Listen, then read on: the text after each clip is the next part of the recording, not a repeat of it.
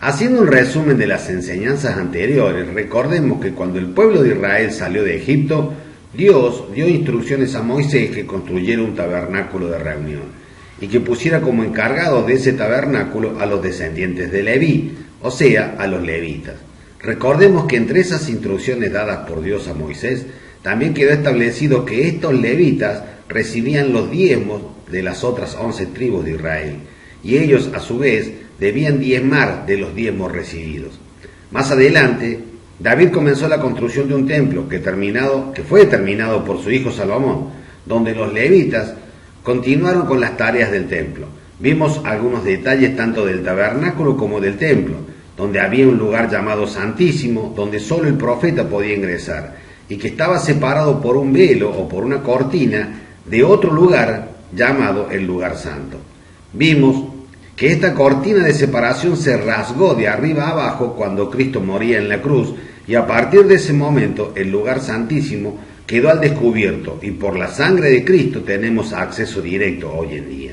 Ahora bien, el tabernáculo tuvo su fin útil cuando el templo fue terminado. Yo me pregunto, ¿qué pasó con el templo?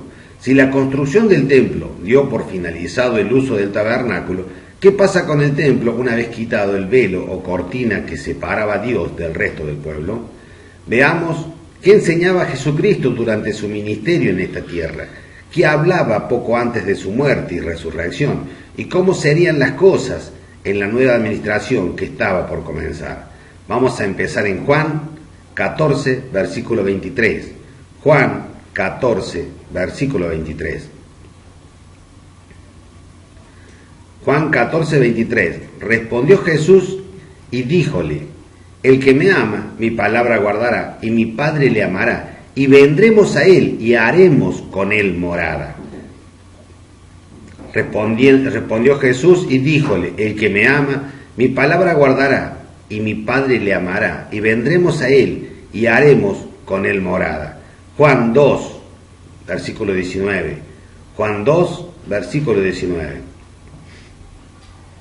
Respondió Jesús y díjoles: destruid este templo y en 3 días lo levantaré. Destruid este templo y en 3 días lo levantaré. Dijeron luego los judíos: en 46 años fue este templo edificado, y tú en 3 días lo levantarás. Juan 2:21. Mas él hablaba del templo de su cuerpo. El templo del que hablaba Jesucristo era su cuerpo. En su cuerpo habitaba Dios. Su cuerpo era el templo de Dios. Jesucristo no estaba hablando de un templo hecho de ladrillos ni de piedra. Se refería a él mismo. Pero dejemos que sea la palabra que nos explique esto. Juan 2:22. Por tanto, cuando resucitó de los muertos, sus discípulos se acordaron que había dicho esto y creyeron a la Escritura y a la palabra que Jesús había dicho. Una vez que Cristo resucitó y ascendió a los cielos, empieza una nueva administración, y esa administración es la administración de la gracia. El libro de Hechos es un libro de transición de la ley, es un libro de transición entre la ley y el comienzo de la administración de la gracia. Es por eso que muchas veces encontraremos a creyentes en el libro de Hechos cumpliendo con costumbres o tradiciones que eran de la ley, porque no estaban escritas aún los libros a la iglesia de la gracia. Hechos 2, versículo 42. Hechos 2, versículo 42. Y perseveraban en la doctrina de los apóstoles, y en la comunión, y en el partimiento del pan, y en las oraciones. 43. Y vino temor sobre toda persona, y muchas maravillas y señales eran hechas por los apóstoles. Y todos los que habían creído estaban juntos y tenían en común todas las cosas. 44. Y todos los que habían creído estaban juntos y tenían en común todas las cosas. 45. Y vendían sus propiedades y sus bienes y los repartían a todos, según cada uno tenía necesidad. Y perseverando unánimes cada día en el templo, partiendo el pan en las casas, comían juntos con alegría y sencillez de corazón. Perseverando unánimes cada día en el templo. 2:47. Alabando a Dios y teniendo favor con todo el pueblo. Y el Señor añadía cada día a la iglesia los que eran salvos. Las grandes edificaciones o grandes salones donde se puede albergar gran cantidad de gente son de muchísima utilidad para hacer grandes reuniones y podemos estar cómodamente sentados compartiendo conocimientos de la palabra de Dios. Pero estos templos o grandes edificios no son la casa o la morada de Dios. Hoy la casa o la morada de Dios somos nosotros. Como la iglesia del primer siglo crecía a gran velocidad, nombraron a algunos discípulos que ayudaran en otras tareas. Hechos 6, versículo 3. Como la iglesia del primer siglo crecía a gran velocidad, nombraron a algunos discípulos que ayudaran en algunas tareas. Hechos 6:3, buscad pues, hermanos de entre vosotros, a 7 varones de buen testimonio, llenos del Espíritu Santo y de sabiduría, a quienes pongamos sobre este trabajo.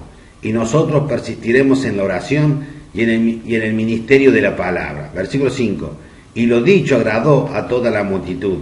Y eligieron a Esteban, varón lleno de fe y del Espíritu Santo, y a Felipe, y a Prócoro, y a Nicanor, y a Timón, y a Parmenas, y a Nicolás, un prosélito de Antioquía. Esteban, lleno de fe y de poder, hacía grandes prodigios y milagros entre el pueblo.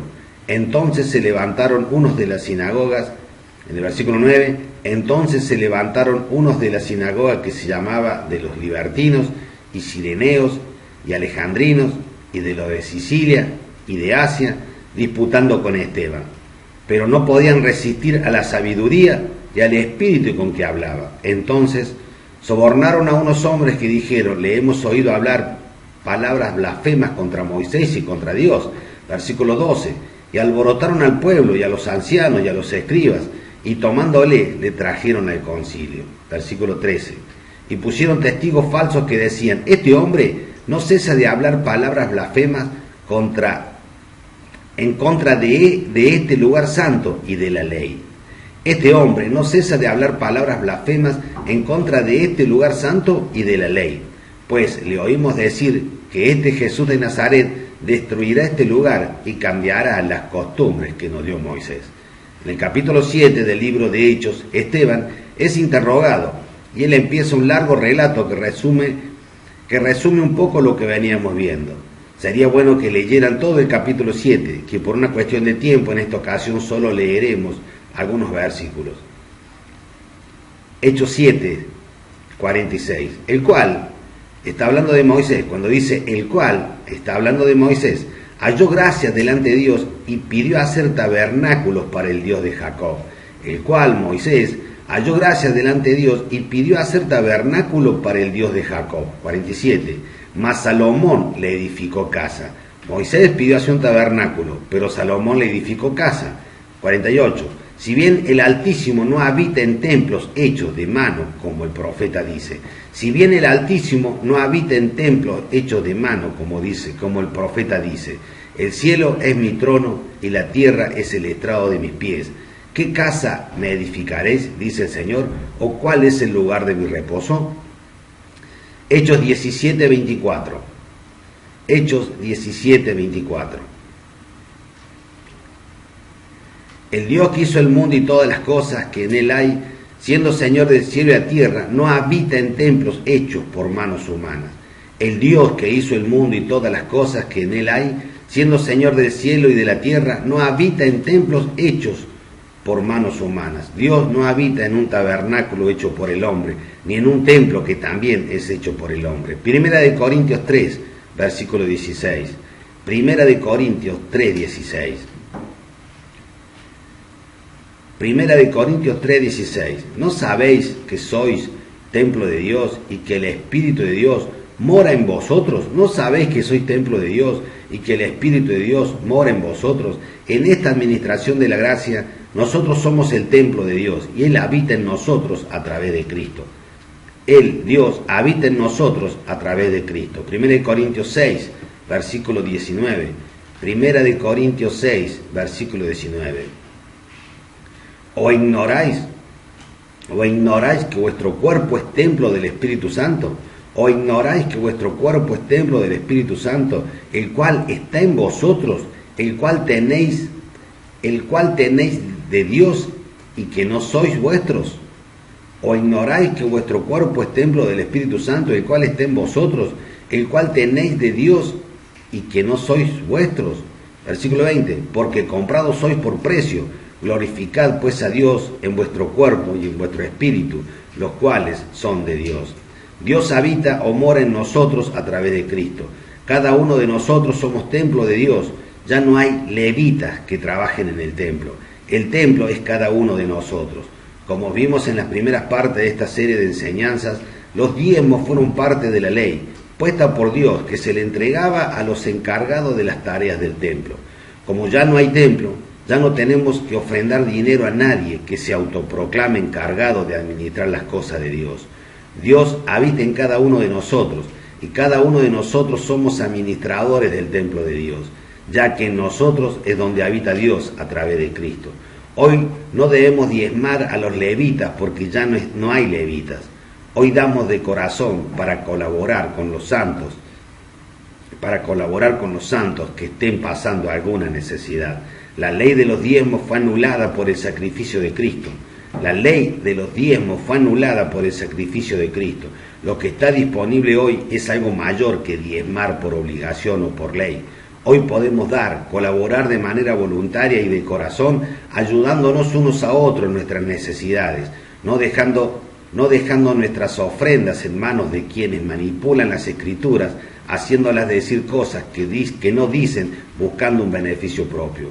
Cuando en las iglesias se practique la hospitalidad y la colaboración unos con otros, supliendo nuestras necesidades de acuerdo a las posibilidades de cada uno, le estaremos dando la utilidad que realmente tienen las ofrendas. De esa manera glorificaremos a Dios con nuestras ofrendas voluntarias y dejará de ser un negocio para algunos pocos. Dios lo bendiga.